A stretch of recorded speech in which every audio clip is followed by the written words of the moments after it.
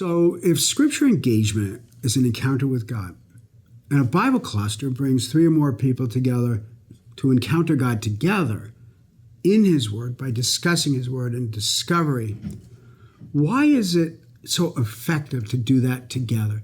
Certainly we could read the Bible by ourselves, and it's going to be very powerful, and God will speak to us. And certainly it doesn't even have to be a discussion. There could be a teacher at the table, and the teacher could have the Bible open and discuss and teach the word, and they're all valid.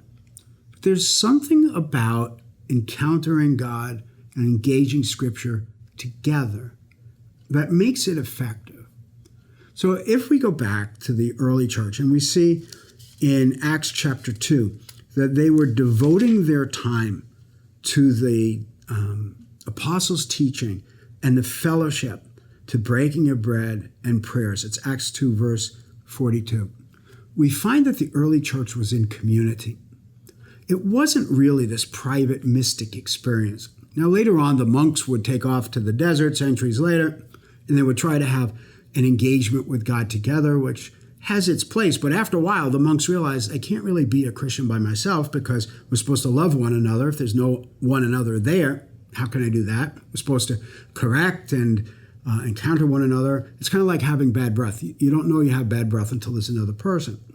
Christianity is intended to be lived out together, and that includes the reading of Scripture and the proclamation of Scripture.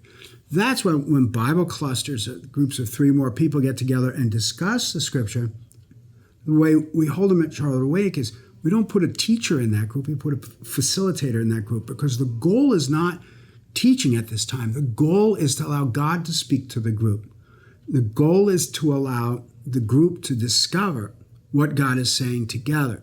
It's a different dynamic. It's a powerful dynamic, and it's a dynamic that builds on the reality that the church builds itself up as the body, as each person does his work, builds itself up in love. And that requires for us to engage Scripture together. There's a certain dynamism to that. There's a certain amount of discovery that can happen with that.